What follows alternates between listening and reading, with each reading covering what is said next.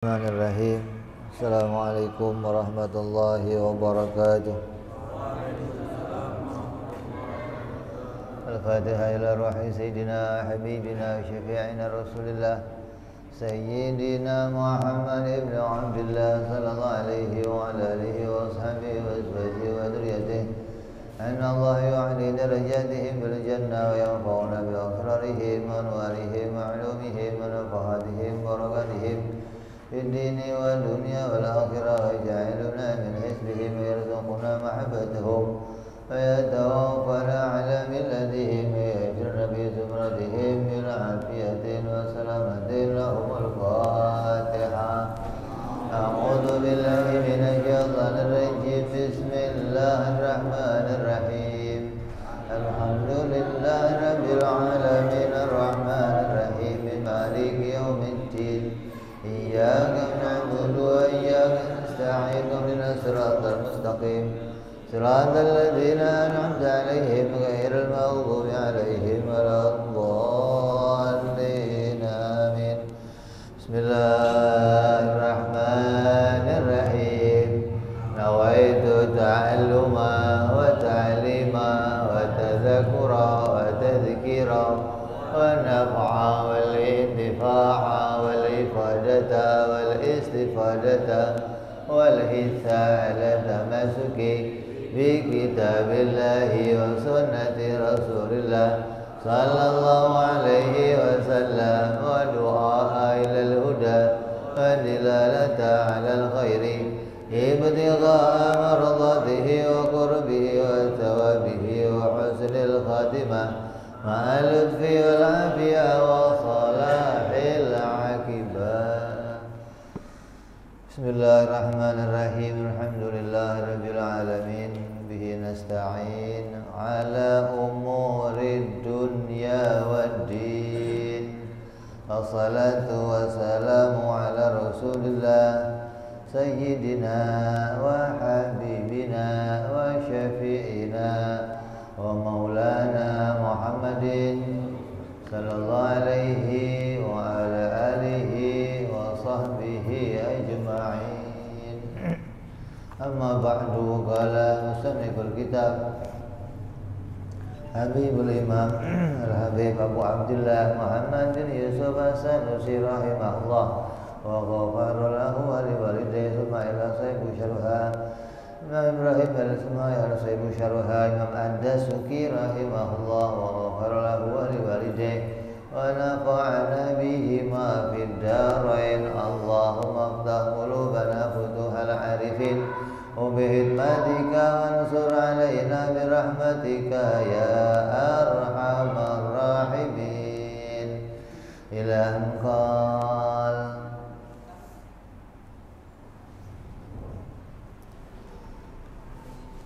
wal ilmu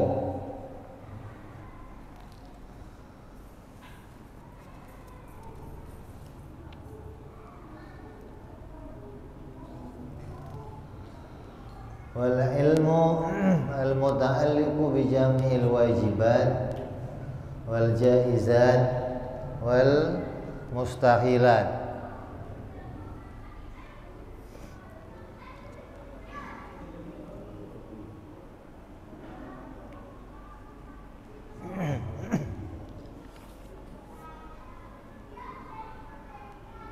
Dan sifat berikutnya yang wajib bagi Allah Subhanahu wa ta'ala adalah sifat ilmu, yaitu sifat yang berhubungan dengan seluruh perkara yang wajib, mustahil dan yang jaiz.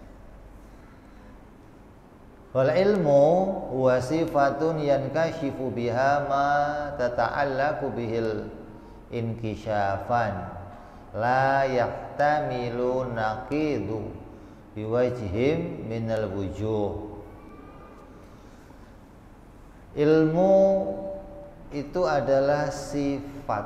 Tinggal ditanya ilmu itu apa? Ilmu adalah sifat yang ada pada zatnya suatu. Gak mungkin ilmu itu berdiri sendiri, gak mungkin. Ini buku ini ilmu, gak ada. Ilmu itu adanya pada orang.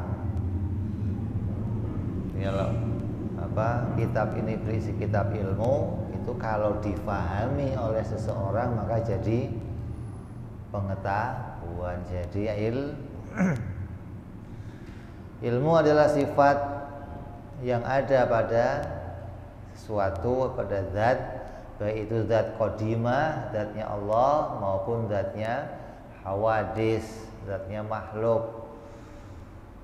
Sifat ilmu bagi Allah adalah sifat yang dengan adanya sifat ilmu terbuka bagi Allah Subhanahu wa ta'ala tentang segala sesuatu. Terbuka bagi Allah Subhanahu wa ta'ala tanpa adanya kemungkinan sesuatu yang berlawanan atas apa-apa yang berhubungan dengannya. Artinya ilmu itu menemukan sesuatu, mendeteksi sesuatu sesuai kenyataan, tidak mungkin berlawanan, tidak mungkin pada makna yang sebaliknya. Itu namanya ilmu. Seseorang mengetahui sesuatu yang pengetahuan itu sesuai dengan kenyataan. Ini gelas diketahui, maka yang namanya mengetahui itu ya mengetahui sesuatu sesuai dengan kenyataannya. Kalau ini diomong piring, namanya apa? Ini piring, namanya apa? Tidak sesuai dengan kenyataan, nanti berlawanan dengan kenyataan. Allah Subhanahu wa ta'ala mengetahui segala sesuatu yang tidak mungkin berlawanan dengan kenyataan. Allah mengetahui sesuatu sesuai dengan apa yang ada pada sesuatu itu. Fa makna qaulina al-muta'alliqu bi jami'il wajibat wal jaizat wal mustahilat anna jami'a hadhil umur munkashifatun li ilmihi ta'ala. Maka kata musannif, maksud perkataanku bahwa ilmu itu berhubungan dengan segala yang wajib, yang mustahil dan yang jaiz, itu adalah bahwa sungguhnya seluruh hal itu terbuka bagi ilmunya Allah, jelas bagi ilmunya Allah,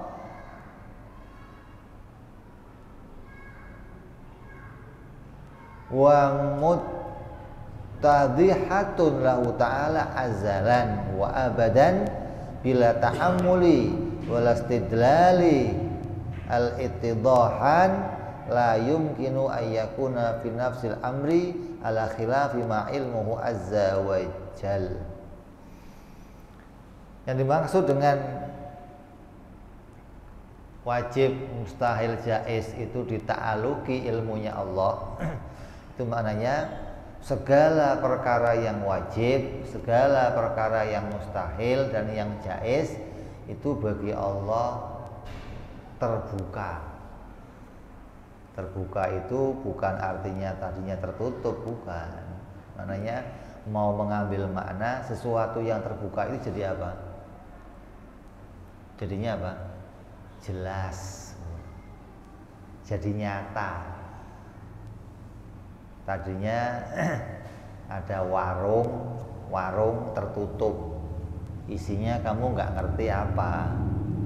Begitu warungnya terbuka, jelas. Begitu warungnya terbuka, kamu bisa mengetahui apa yang ada di dalamnya. Itu yang dimaksud terbuka, itu maknanya wajib, mustahil, jaiz bagi Allah itu jelas.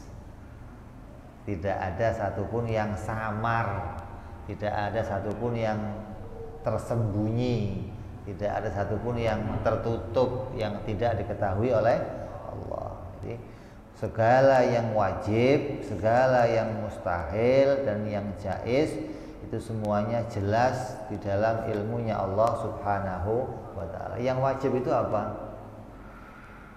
Semua yang wajib apa? Ya semua yang wajib yang berkaitan dengan perkara-perkara wajib yang berhubungan dengan sifat-sifatnya Allah Subhanahu wa ta'ala. Allah mengetahui semua yang wajib yang ada pada dirinya. Seperti apa? Sifat-sifat Allah yang 20. Kita akan belajar sifat 20. Yang 20 ini disebut namanya sifat yang wajib bagi Allah. Sifat yang tidak pernah tiada pada dirinya Allah, namanya sifat yang wajib. Maka yang wajib ini diketahui oleh Allah. Apa cuma 20? Oh tidak. Allah mengetahui yang wajib itu tidak terbatas. Kalau kita tahunya cuma 20 karena memang kita itu ilmunya terbatas, tidak bisa tahu lebih dari itu. Walaupun kamu sepinter apapun, secerdas apapun, seperti imam kita terdahulu, Imam Syafi'i yang bisa menghafalkan sejuta hadis, yang bisa menghafalkan Al-Quran dari awal akhir ke awal, bisa bolak-balik, tetap hanya bisa mengetahui sifat Allah secara terbatas, karena akal tidak bisa ngintip lagi, akal tidak bisa menerobos lagi untuk mengetahui lebih dari 20 sifatnya Allah Subhanahu wa ta'ala. Adapun sifat wajib yang diketahui oleh Allah pada dirinya sendiri tidak terbatas, tidak cuma 20. Ini harus kita ketahui bahwa Allah mengetahui itu semua. Terus yang mustahil, apa mustahil? Sesuatu yang tidak akan pernah terjadi, sesuatu yang tidak akan pernah ada pada dirinya sesuatu, pada dirinya Allah. Maka sesuatu yang mustahil ini pun diketahui oleh Allah. Seperti apa? Lawan dari yang wajib. Mustahil Allah tiada, mustahil Allah itu berawal, mustahil Allah itu berakhir, mustahil Allah punya persamaan, mustahil Allah butuh pada sesuatu, mustahil Allah itu ta'adud, ada lainnya, mustahil Allah itu lemah, mustahil Allah itu terpaksa, mustahil juhul. Semua yang 20 yang mustahil yang menjadi lawannya sifat yang wajib ini pun diketahui oleh Allah Subhanahu wa ta'ala. Dan juga semua yang mustahil yang tidak terbatas. Apa diantaranya? Di Quran dikatakan la ta'khudhuhu sinatun wala naum. Allah itu enggak ngantuk dan enggak tidur. Itu juga perkara yang mustahil.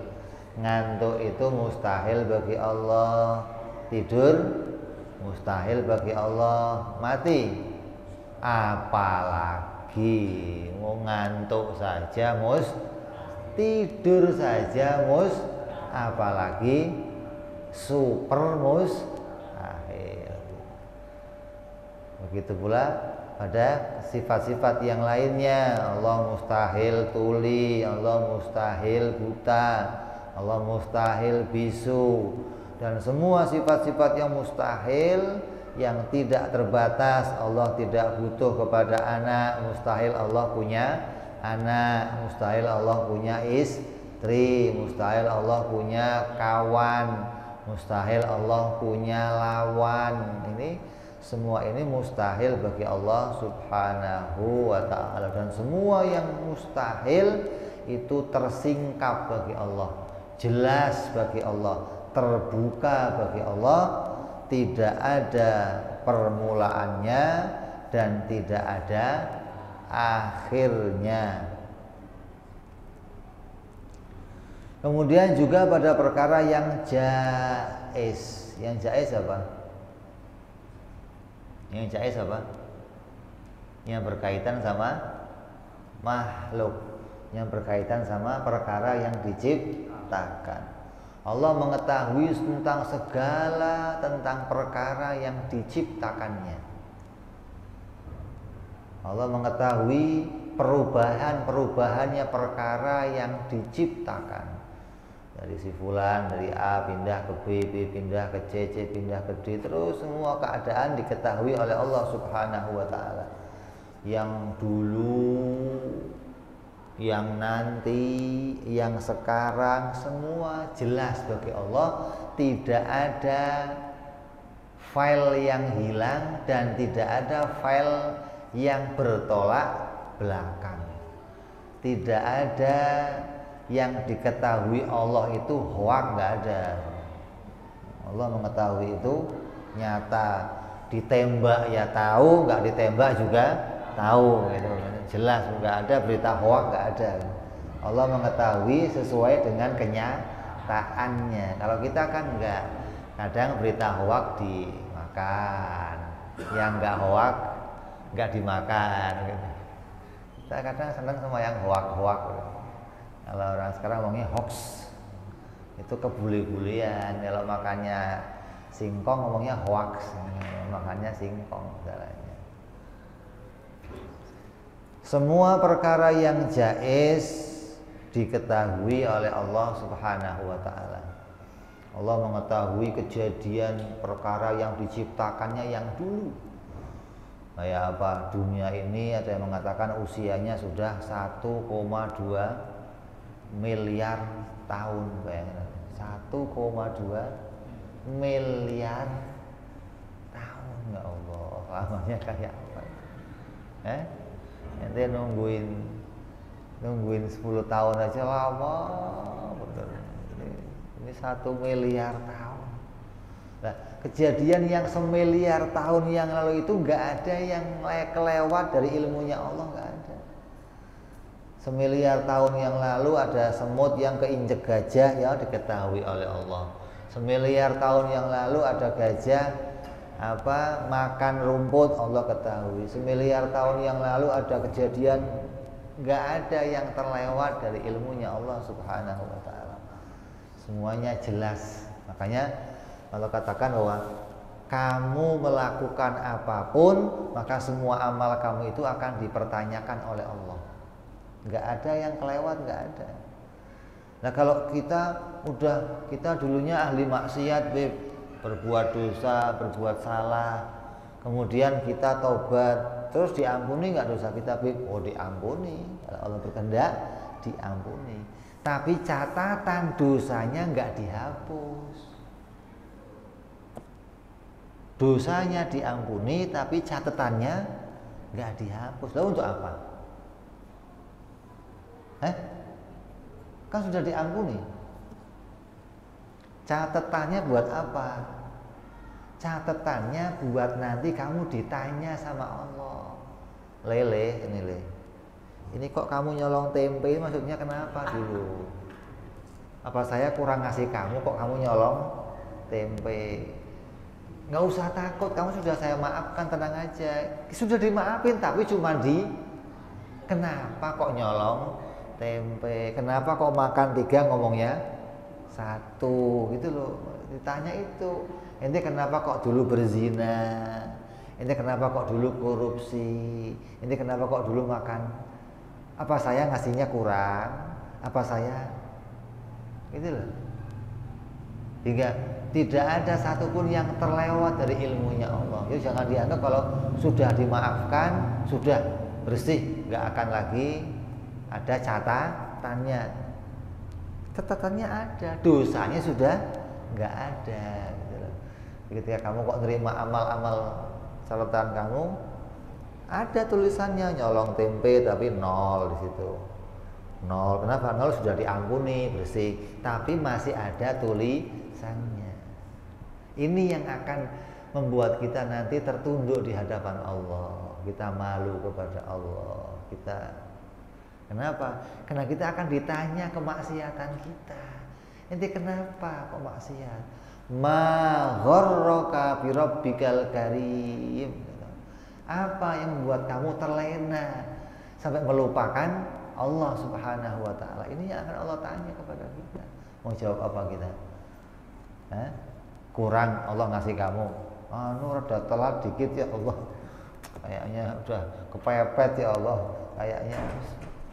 Dan kita punya alasan yang bermacam-macam, dan semua alasan itu alasan yang dibuat-buat, bukan alasan yang sebenarnya. Kalau kita mau ngomong aslinya jujur ya, ya Allah, tertipu ya Allah. Dulu orang-orang alim itu kalau ditanya, nanti kalau Allah nanya kamu tentang keadaan di dunia, mau jawabnya apa kamu? Ente kenapa kok dulu maksiat di dunia? Mau jawabnya apa? Ada yang jawab, saking indahnya ciptaanmu ya Allah, saya ketipu ya Allah. Masya Allah, ciptaan jenengan ini ya Allah luar biasa, sampai saya terlena melihat ciptaan-ciptaan jenengan. Lihat harim yang begini-begini, Masya Allah, sampai lihat makanan yang enak, lihat minuman yang enak, tertipu saya saking indahnya ciptaan Allah Subhanahu wa taala.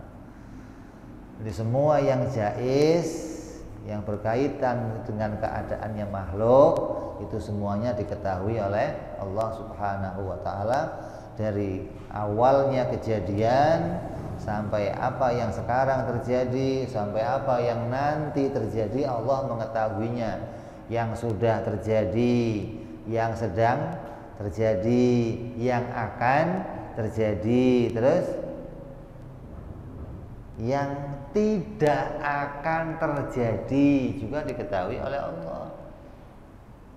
Ya, jadi yang wajib seluruhnya Allah tahu, yang mustahil seluruhnya Allah tahu, dan yang jaiz seluruhnya Allah mengetahuinya tanpa ada batasan. Tahui tentang jumlahnya pasir di laut, Allah mengetahui tentang jumlahnya bintang-bintang di langit, Allah mengetahui jumlahnya bulu-bulu yang ada pada domba. Di kambing itu ada bulu, berapa jumlah bulunya? Itu Allah mengetahuinya, dan nggak pakai kelewat, yang hitam berapa, yang putihnya berapa, yang coklatnya berapa, lengkap. Nggak ada yang kelewat, nggak ada. Rambut kamu yang putihnya berapa, hitamnya berapa, diketahui oleh Allah secara terperinci. Ini imannya Ahlus Sunnah wal Jamaah. Kenapa? Ada kelompok-kelompok Mu'tazilah, kelompok di luar Ahlus Sunnah yang mengatakan Allah itu mengetahui, tapi tidak secara terperinci. Kita nggak bisa begitu. Kita mengimani Allah mengetahui sesuatu, dan yang diketahui Allah itu diketahui secara terperinci, seperti kejadian yang nanti akan dialami manusia di dalam surga atau di dalam neraka. Ada neraka yang selama-lamanya, ada surga yang selama-lamanya. Di surga yang selama-lamanya nanti manusia itu mau ngapain aja, Allah tahu. Hari ini bulan akan dapat ini, lusa akan dapat ini, terus satu persatu semua diketahui oleh Allah tanpa ada batas waktunya. Itu iman kita Ahli Sunnah. Orang Mu'tazilah mengimani apa? Nanti di dalam surga Allah hanya tahu di surga itu ada kenikmatan, ada kebahagiaan, ada segalanya. Maka manusia bebas makan apa saja tanpa diketahui lagi oleh Allah. Pokoknya kamu bebas, terserah kamu lah. Semua sudah saya siapkan ini. Allah hanya tahu manusia di surga akan mendapatkan kenikmatan. Tapi kenikmatannya apa Allah nggak tahu. Hari ini akan makan apa, lusa, pokoknya yang kamu makan pasti enak. Yang kamu rasakan pasti indah, pasti bahagia, gitu aja.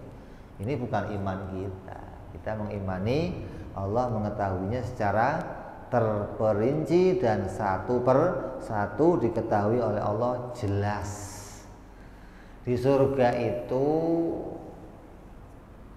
kenikmatan itu berubah, tidak tetap, tidak. Hari ini kamu makan anggur enak, habis anggur kamu makan, sebentar lagi kamu makan lagi, mau cari anggur yang tadi udah nggak ada. Saya mau cari anggur yang enaknya kayak tadi, nggak ada. Adanya anggur sekarang yang lebih enak dari yang tadi. Jadi kalau malaikat nawarin anggur, mari ini lele, anggur tadi sudah malaikat, enggak, yang ini coba lagi, sama yang tadi, enggak, coba dulu, lebih enak, bawain lagi, lebih enak. Ini tambah enak ini terus diketahui oleh Allah, gitu loh. Bukan Allah nggak mengetahuinya, bukan. Allah mengetahui terus perubahannya, tambah enak, sekadar apa enaknya terus berubah enaknya, tanpa ada yang terlewat dari pengetahuannya Allah Subhanahu wa ta'ala.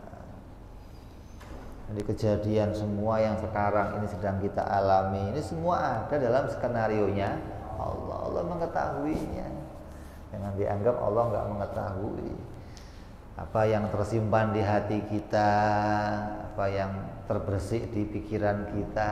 Makanya ketika perintah Allah datang, wa in tubdu ma fi anfusikum aw tukhfu yuhasibkum bihillah.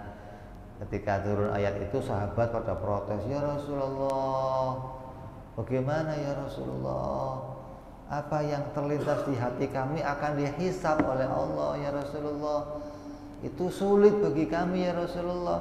Kalau apa yang kami ucapkan akan dihisab, oke lah, itu gak ada masalah. Kita memang salah ngakuin kalau yang kita ucapkan kadang ngelantur, kadang ngawur. Tapi kalau yang di hati saya terbersih dihisab, bagaimana ya Rasulullah? Belum saya omongin, baru lihat orang di hatinya ngomong, itu dihisab oleh Allah Subhanahu wa ta'ala. Allah mengetahui lintasan hati kita, lintasan pikiran kita, lintasan kalimat yang muncul di hati kita diketahui oleh Allah, dan itu akan diperhitungkan oleh Allah Subhanahu wa ta'ala. Andai lintasan di hati kita itu volumenya digedein, waduh, rame dunia ini, rame. Ente bisa nggak punya kawan, gara-gara lintasan hati kamu digedein sama Allah, kamu bisa nggak punya kawan. Kamu sama yang lain itu saling berkawan, kadang kan hati kamu nggak diketahui sama yang lainnya. Kamu ngomong kawan kamu bego nih orang, tapi di dalam hati dia nggak ngerti, digedein, lu ngomong apa? Jadi untung ada yang disimpan. Tapi Rasulullah katakan apa? Jangan kamu jadi seperti orang Yahudi dan Nasrani. Artinya apa? Kamu harus sami'na wa ata'na ghufranaka rabbana wa ilaikal masir. Harus kalau ada perintahnya Allah, seberat apapun, sesulit apapun, sami'na wa ata'na, ya Allah, saya patuhi, saya dengarkan, saya patuhi. Ketika nanti ada kesalahan, ketika nanti ada yang nggak bagus, nggak beres, barulah ya Allah minta ampun ya Allah. Sanggupnya cuma begini ya Allah, gitu loh. Diperintah puasa 1 bulan, kok setengah bulan keok mamanya, setengah bulan lempe Allah nggak sanggup lagi ya Allah, ya sudah, sanggupnya cuman segitu, gitu loh. Bukan terus harus pokoknya sebulan mati, nggak boleh sampai mati segala. Namanya ini keluar dari perintahnya Allah Subhanahu wa taala. Karena perintah itu untuk kemaslahatan, bukan untuk malah jadi maldorot. Kamu diperintah oleh Allah itu untuk membawa kebaikan untuk diri kita. Semua perintah itu untuk membawa kebaikan. Tapi ketika perintah itu sampai mendatangkan maldorot, maka ya harus ditinggalkan. Kamu diberikan rukhsah untuk menyelamatkan diri kamu. Sholat, ada macan namanya. Perintahnya sholat sampai salam apa lari dulu? Lari dulu, nanti baru aman terusin sholatnya. Sholat ada gempa, keluar apa tetap sholat? Kan syahid kalau mati, sangit itu bukan syahid. Ada gempa tetap sholat syahid. Sudah tahu ada gempa terusin sholat, gimana sih? Makanya kita nggak boleh mendahulukan sesuatu yang kemudian membahayakan diri kita. Harus ketika kita menjalankan perintah, maka perintah itu sesuai dengan apa yang diperintahkan Allah adalah untuk kemaslahatan kita. Kalau jadinya maldharah, maka ditinggalkan. Kita diperintah untuk taat kepada orang tua ketika orang tua itu sesuai dengan perintah Allah, enggak melarang perintah Allah, tidak membawa pada maldharat, wajib ditaati. Ketika orang tua itu berlawanan dengan perintah syariat, ya tidak wajib ditaati. Kayak kamu lagi sholat dipanggil orang tua, kalau sholatnya fardu, ya enggak boleh kamu tinggalkan sholatnya, walaupun manggilnya berkali-kali, tole terus, ya tetap aja kamu harus sholat, nggak boleh meninggalkannya. Nah kalau sholatnya sholat sunnah, boleh. Sholat sunnah, ke orang tua manggil kamu sekali, manggil lagi 2 kali, oh berarti ada yang penting, tinggalkan sholatnya, diperbolehkan. Nah kalau lagi sholat datang salam dari Nabi, gimana? Nabi manggil, Assalamualaikum, atau Roy, mana? Labbaik ya Rasulullah, harus dijawab dan tidak membatalkan sholat. Menjawab salamnya Rasulullah, satu-satunya orang yang ketika dia ngomong sama kita boleh kita jawab itu cuma Rasulullah. Selainnya Rasulullah, ketika ngajak ngomong kita dalam sholat nggak boleh dijawab. Nah kalau yang ngomong Nabi yang lain gimana? Nabi Isa namanya, Nabi Musa, dul, si itu kemana dul? Gitu. Jawabnya apa ini? Harus dijawab, tapi batal sholatnya. Tapi harus dijawab untuk memuliakan seorang Nabi. Jawab, terus ulang lagi sholatnya. Tanya lagi, jawab lagi. Saya tak sholat dulu sebentar. Ini kemuliaannya para Nabi demikian. Ya, jadi Allah Subhanahu wa ta'ala mengetahui tentang segala sesuatu yang wajib, yang mustahil, dan yang jaiz. Kita ini seumur hidup akan nafas berapa kali, Allah mengetahuinya. Kita seumur hidup akan makan berapa suap, Allah mengetahuinya. Kita makan ikan, yang akan kita makan seberapa, yang nanti akan jadi bagiannya semut seberapa, yang jadi bagiannya kucing, diketahui oleh Allah lengkap. Nggak ada yang oleh Allah samar, itu nggak ada. Di semut nanti akan kebagiannya berapa, kucing akan kebagian apanya, diketahui oleh Allah secara jelas. Yang wajib, yang mustahil, dan yang jaiz. Dan semua itu diketahui oleh Allah azalan. Allah mengetahui itu semua tidak berawal. Mulai kapan sih Allah tahu? Oh, enggak ada awalnya. Allah mengetahui segala sesuatu, tidak ada permulaan. Allah mengetahui tentang dirinya sendiri, ya enggak ada permulaannya. Allah mengetahui tentang yang mustahil bagi dirinya, ya enggak ada permulaannya. Allah mengetahui yang jaiz, artinya Allah mengetahui yang akan diciptakan, ya enggak ada mulainya. Tahu ini, tahu ini, tahu ini. Ini semua yang diketahui oleh Allah itu tidak ada permulaannya dan tidak ada akhirnya. Maknanya nggak ada ilmunya Allah lupa, ilmunya dari ilmunya Allah hilang, nggak ada. Dan yang Allah mengetahui sesuai dengan kenyataan tanpa ada yang khilaf, tanpa ada yang berbeda. Qarun diketahui oleh Allah kafir, ya nyatanya kafir. Fir'aun diketahui oleh Allah kafir, ya nyatanya kafir. Abu Lahab diketahui oleh Allah kafir, ya nyatanya kafir. Nggak ada yang oh Allah itu tahunya dulu mereka semua beriman, tahu-tahu jadi orang kafir. Nggak ada pengetahuan begitu, nggak ada.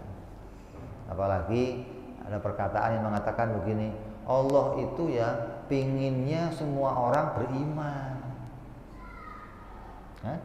Allah pingin semua orang beriman, tapi ada yang tidak beriman. Ini perkataan begini, perkataan yang batal. Allah itu bukan ingin kita beriman, Allah itu memerintahkan kita beriman, bukan menginginkan, bukan. Kalau yang menginginkan kita beriman dengan keinginan yang sangat, siapa itu? Nabi Muhammad sallallahu alaihi wasallam. Harisun alaikum bil mu'minina raufur rahim. Nabi itu sangat ingin semua manusia itu beriman, tapi apa daya, Nabi tidak bisa menjadikan orang itu beriman. Nabi hanya bisa mengajaknya, nyampein, ayo masuk Islam. Semua orang kafir diajak, pamannya bolak-balik diajak. Kenapa? Sangat ingin orang lain masuk Islam. Lah, kalau Allah dimaknai begitu, ya keliru, ini batal. Allah itu pingin kita beriman, tapi kok nyatanya ada yang tidak. Berarti keinginan Allah ada yang tidak terlaksana. Ini batal yang begitu. Allah mengetahui mana yang akan iman, mana yang tidak akan iman. Kenapa kok Allah mengetahui? Yang Allah yang menjadikan, bagaimana nggak tahu sih? Mana ada orang bikin sesuatu tapi tidak mengetahuinya, ngelindur namanya itu. Allah beritakan kepada Nabi Nuh, ya Nuh, wahai Nuh, umat yang sudah kamu peroleh sudah cuman segitu, nggak akan nambah lagi. Artinya Nabi Nuh hanya dapat pengikut, dalam riwayat ada yang mengatakan 80 orang, tidak lebih dari 80 orang. Kamu nggak akan nambah lagi, Nuh. Oh, kalau sudah begitu nggak akan nambah lagi ya Allah, ya sudah yang saya ada ini ya Allah mohon selamatkan, sisanya matiin semua aja ya Allah, jangan sisain ya Allah. Kalau disisain nanti akan melahirkan orang-orang kafir yang merusak dunia ya Allah, habisin semua. Datang banjir Anda. Ini Allah mengetahui siapa yang akan kafir, siapa yang akan mukmin. Jadi nggak ada yang samar bagi Allah Subhanahu wa Ta'ala.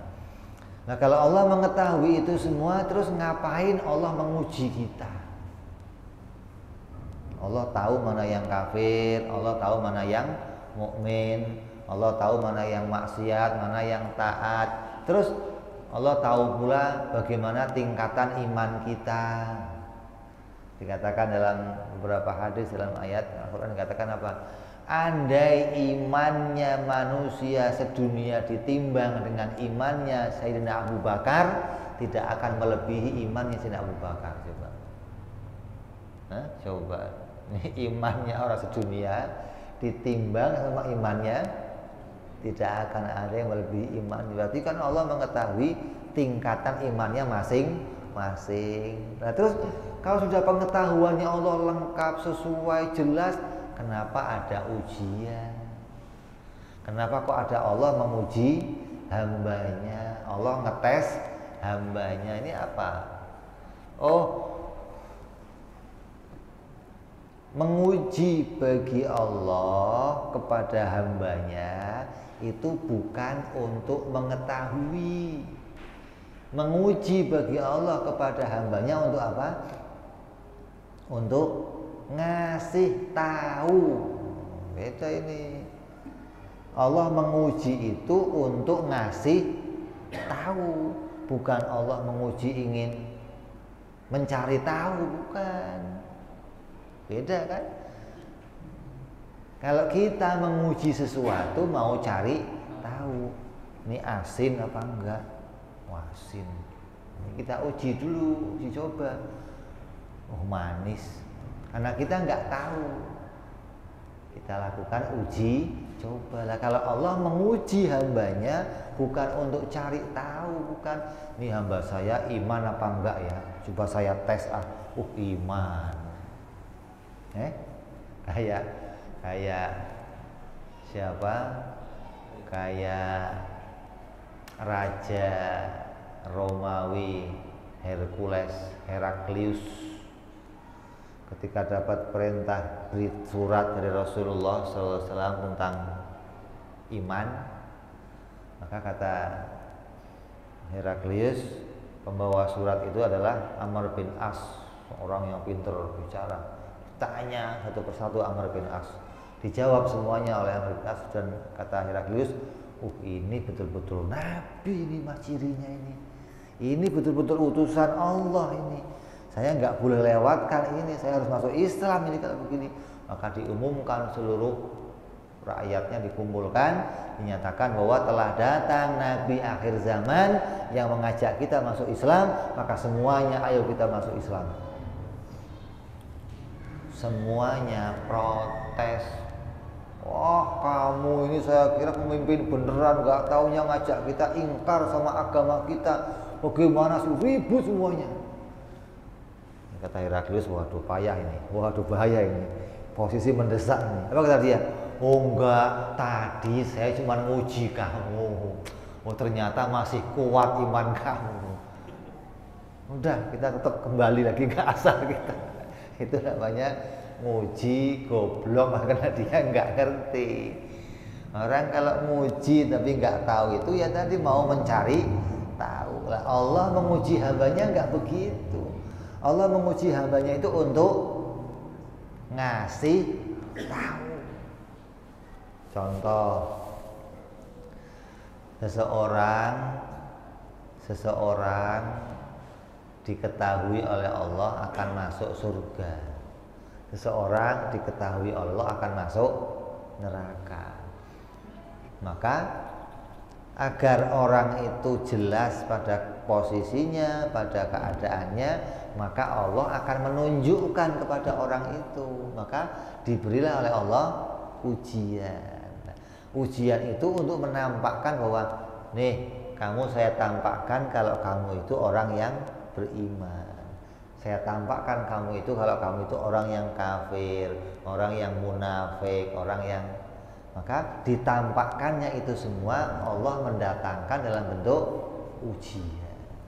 Ini ujian yang kita terima, baik ujian yang kecil, ujian yang gede, ujian yang berat, yang ringan, itu semua untuk menampakkan pada diri kita sekuat apa iman kita, setebal apa akidah kita, seberat apa keyakinan kita, itu Allah menampakkannya. Jadi yang butuh ujian itu kita, gitu loh.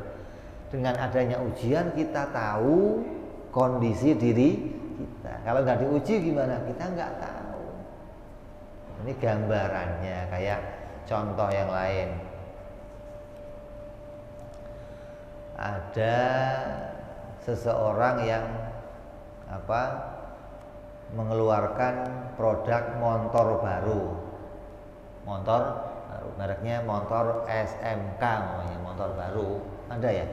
Belum ada, baru rencana itu. Umpamanya keluar motor SMK, motor baru. Terus perusahaan SMK mengadakan tur Jawa Bali dalam waktu sekian hari tanpa mematikan motor. Maka jalan motornya selama seminggu, motor tanpa mati, bolak-balik Jawa Bali. Setelah selesai ke finish, maka tim SMK mengumumkan, inilah motor produksi kami. Uji coba yang dilakukan Jakarta Bali, Jawa Bali bolak-balik tanpa motor itu mati, itu bukan untuk mencari tahu gitu loh, tapi untuk ngasih tahu ke orang-orang, ini loh motor bikinan kami, motor yang sangat istimewa, yang nggak pakai mati, yang nggak perlu diisi bahan bakar. Jakarta Bali kan baru mau, maksudnya nanti adanya dalam mimpi, itu maksudnya. Itu semua diberitakan untuk apa? Ngasih tahu kepada masyarakat. Kalau perusahaan itu mau cari tahu kuat apa enggak motor itu, mestinya enggak diumumkan, diam-diam dia lakukan tes. Oh, ternyata kuat. Begitu dites kuat, baru diberitahukan kepada yang lain. Ada lagi orang bikin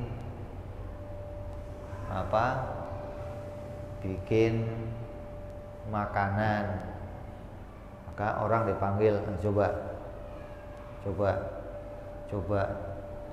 Orang suruh nyoba itu mau ngasih tahu, ini loh makanan saya enak. Kalau orang sendiri yang nyoba, goblok berarti dia nggak ngerti pekerjaannya enak loh. Kamu yang bikin kok kamu nggak ngerti bagaimana? Tapi orang lain yang dikasihnya, coba. Bukan gimana? Bukan. Nih bikinan saya, top markotop. Gitu. Jadi ini uji coba yang Allah jadikan kepada kita itu bukan untuk ngasih tahu, tapi bukan untuk mencari tahu, tapi untuk ngasih tahu. Kemudian Allah Subhanahu wa ta'ala mengetahui itu semua juga bukan dengan jalan dzaruri, bukan dengan jalan nalori, bukan dengan jalan badihi, bukan pula dengan jalan yang lainnya, yang sebagaimana ilmunya hawadis, yang tadinya nggak tahu berubah jadi tahu. Kita itu tadinya nggak tahu, kita lahir tanpa pengetahuan, terus jadi punya, dan pengetahuan kita diperoleh dari mana? Yang pertama dzaruri, tanpa berpikir. Yang kedua nalori, dengan cara berpikir. Yang ketiga badihi, dengan cara uji coba. Yang keempat kasbi, dengan cara aktivitas. Ini cara-cara ini semuanya mustahil bagi Allah Subhanahu wa ta'ala. Karena apabila Allah mengetahui sesuatu dengan cara-cara itu, berarti Allah pernah nggak tahu terus berubah menjadi tahu. Maka ini semua ilmunya hawadis. Dan apa yang diketahui oleh Allah tidak akan berubah dari kenyataan. Apa yang Allah ketahui itu akan sesuai dengan kenyataannya, tidak akan mungkin beralih dari apa yang nyata, tidak bertentangan dengan apa yang terjadi. Itu semuanya harus sesuai. Allah mengetahui A yang muncul ya A, Allah mengetahui B, yang muncul ya B, Allah mengetahui C, yang muncul ya C. Tidak ada apa yang Allah ketahui itu khilaf dengan kenyataannya, nggak ada. Allah mengetahui Abu Jahal itu kafir, dimunculkan ya jadi orang kafir. Allah mengetahui ini dasarnya seseorang terkadang mengimani begini.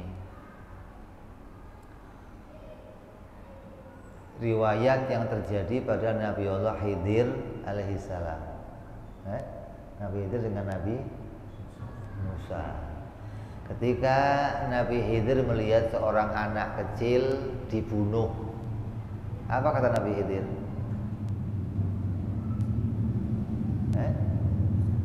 Dibunuh kenapa?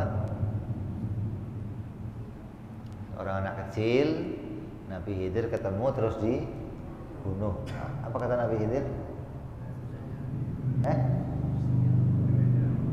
Gedenya akan maksiat. Gedenya akan maksiat. Maka dibunuh dia. Kemudian kata Allah, nanti akan aku gantikan dengan anak yang soleh. Nah, kalau itu terjadi, memang keadaannya begitu, maka semua orang yang gedenya akan maksiat bunuh semua, kan selesai mestinya. Ada maksiat nggak? Kalau orang yang mau gedenya maksiat dibunuh, ada yang maksiat nggak? Nggak ada, kan beres. Kenapa satu doang yang dibunuh? Apa Allah nggak tahu yang lain? Oh, yang Allah tahu, yang gedenya mau maksiat ini doang nih. Yang lain Allah nggak tahu. Nah, kenapa yang lain yang Allah juga tahu kok nggak diikut dibunuh-bunuhin? Nggak demikian. Jadi ada yang menjadikan alasan Allah itu pinginnya semuanya masuk Islam. Ini pernyataan ini harus kita ralat, harus kita luruskan. Banyak orang salah paham tentang apa? Tentang kehendaknya Allah. Dianggap kehendaknya Allah itu sama dengan kalamnya Allah. Harus kita luruskan itu. Jadi jangan sampai kita salah memahami. Allah mengetahui sesuai kenyataannya. Kalau diketahui dia itu akan kafir, ya Allah menghendaki dia itu ya kafir. Nggak mungkin yang diketahui Allah khilaf dengan apa yang dikehendakinya, nggak mungkin. Allah mengetahui para nabi itu orang yang sidik, tabligh, amanah, fatonah, yaitu yang Allah jadikan begitu. Tidak ada yang Allah ciptakan khilaf dengan apa yang diketahui, nggak ada. Adapun orang kafir, orang itu akan jadinya nanti kafir, akan jadi orang itu mukmin. Itu bukan berarti terus kita artikan, oh Allah mengetahui nanti orang ini kalau gede akan jadi kafir, maka kecilnya dibunuh. Berarti yang diketahui Allah nggak ada kenyataannya. Orang ini kalau gede nanti kafir, terus jadi kafir nggak? Jadi kafir nggak dia? Berarti yang Allah ketahui nggak ada kenyataannya. Nggak mungkin ilmunya Allah begitu. Berarti Allah mengetahui sesuatu yang nggak ada kenyataannya. Ini hewan ini kalau gede akan gigit si anu, kecilnya dibunuh aja lah. Berarti nggak jadi digigit gitu kan? Berarti yang dia ketahui nggak ada kenyataan. Oh, nggak mungkin. Nah, terus pengetahuan itu bagaimana? Itu mau menyatakan tentang seseorang yang sudah terkontaminasi, seperti anaknya Nabi Nuh alaihissalam. Anak Nabi Nuh itu dididik sama Nabi Nuh, tapi nggak bisa jadi orang Islam. Nah, sama seperti ini. Ini abahnya soleh, ibunya soleh, tapi anaknya nggak akan bisa dididik sama bapaknya. Kenapa? Sudah terkontaminasi dengan lingkungannya. Gitu. Jadi ketika seseorang sudah terkontaminasi dengan lingkungannya, maka tidak bisa diajak untuk jadi orang Islam, maka dia akan jadi bibit-bibitnya orang kafir. Contohnya siapa? Anaknya Nabi Nuh. Jadi anak Nabi Nuh itu sama, dia terkontaminasi dengan lingkungannya. Nah ini yang dibunuh Nabi Khidir juga begitu. Dia terkontaminasi dengan lingkungannya, hingga abahnya, uminya yang soleh ini selalu mengharapkan anak yang juga jadi anak yang soleh. Maka Allah kabulkan dia dengan apa? Digantikan oleh Allah dengan anak yang lain yang soleh. Nah, sampai kita katakan, oh yang Allah ketahui tidak sesuai dengan kenyataan, enggak ada. Allah mengetahui semuanya sesuai dengan apa yang terjadi. Ini yang wajib kita pahami dari sifat ilmunya Allah Subhanahu wa ta'ala. Allah mengetahui yang wajib, yang mustahil, dan yang jaiz. Dan pengetahuannya Allah tidak diawali dan tidak diakhiri, tidak dengan daruri, tidak dengan nalori, tidak dengan badi'i, tidak dengan kasbi. Ini semua ilmunya Allah. Semua ilmu yang demikian itu ilmunya hawadis. Mudah-mudahan kita semua diberikan kepahaman oleh Allah Subhanahu wa ta'ala. Allah jadikan hati kita hati yang terus iman kepada Allah dengan iman yang bersih, iman yang tanzih. Tidak ada kekotoran di hati kita. Allah bersihkan iman kita sesuai dengan imannya para sholihin, para syuhada, para nabiyin, hingga kita bisa berkumpul bersama mereka di dunia dan di akhirat nanti. Amin ya rabbal bijahi Nabi Muhammad sallallahu alaihi wasallam. Lahumul Fatihah. A'udzu billahi minasyaitonir rajim. Bismillahirrahmanirrahim. Alhamdulillahi rabbil alamin arrahmanir rahim maliki yaumiddin. Iyyaka na'budu wa iyyaka nasta'in ihdinas siratal mustaqim. صراط الذين أنعمت عليهم غير المغضوب عليهم ولا الضالين آمين. يا ربنا اعترفنا